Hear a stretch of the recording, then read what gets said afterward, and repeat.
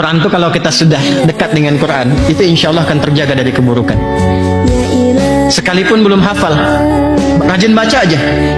Rajin baca. Rajin baca. Sehari baca, insya Allah itu akan terjaga dari keburukan. Karena burhan itu tidak pernah ditampilkan dalam Al-Quran kecuali salah satu maknanya penjaga dari keburukan. Ya, itu yang menjadikan diantara orang mulia. Cobalah baca kisah-kisah orang saleh. Pernah kejadian setelah itu digoda, ada seorang tuan rumah bawa dia ke dalam, digoda, kalau enggak saya teriak kamu akan perkosa saya. Tiba-tiba apa yang terjadi? Iya boleh sebentar, tapi aku kan mandi dulu, nggak enak kalau begini.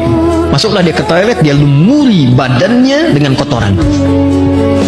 Ketika keluar, maka si perempuan itu merasa jijik, mengusir, dia langsung pergi. Ya, maka dia bersyukur kepada Allah setelah itu. Ya Allah, ya aku bersyukur kepadamu yang memberikan kepadaku petunjuk dan melumuri dengan kotoran. Maka orang ini setelah itu meninggal dunia dan di tubuhnya keluar bau harum sebagai ganti dari kotorannya sampai wafatnya. Ini kisah viral, ini kisah nyata. Makanya baca tuh yang nyata-nyata.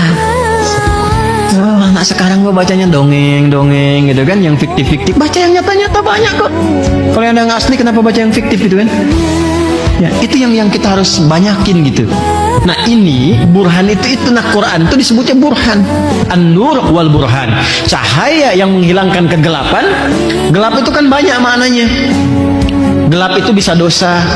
Gelap itu bisa kalut, sedang gelisah, sedang kalut, ambil wudhu, buka mushaf, baca Quran, tenang. Ketika maksiat ada burhan, terjaga. Itulah Quran. Dan kalau ada orang salah, terjebak dalam keburukan, bukan direndah-rendahkan, dibimbing untuk jadi baik.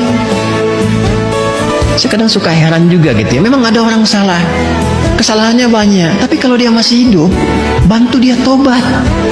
Ya, jadi bukan kita sibuk untuk menghujat, bantu supaya bertobat. Bagaimana bertobat itu? Tobat itu kembali kepada jalan yang benar.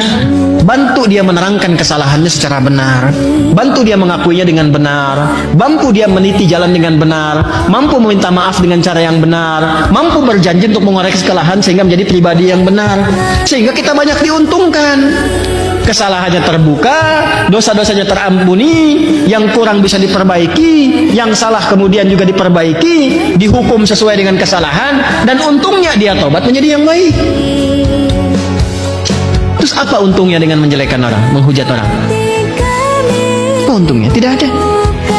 Kesenangan, kepuasan, puas menghujat orang. Apa? Kalau mau dihujat, yang dihujat itu keburukan perbuatannya, bukan orangnya. Perbuatannya yang dicela, penipuannya yang dicela, ya. Apa lagi? Korupsinya yang dicela, judinya yang dicela, pencuriannya, pembunuhannya yang dicela. Itu yang dicela. Supaya perbuatan itu dianggap buruk. Ketika dianggap buruk, ditinggalkan. Makanya dulu perilaku yang buruk itu dilekatkan kalimat-kalimat yang buruk pula, nggak diperbagus. Dulu, maaf ibu ya, perempuan yang keluar malam kan kata-katanya langsung kotor. Laki-lakinya juga begitu, pezina.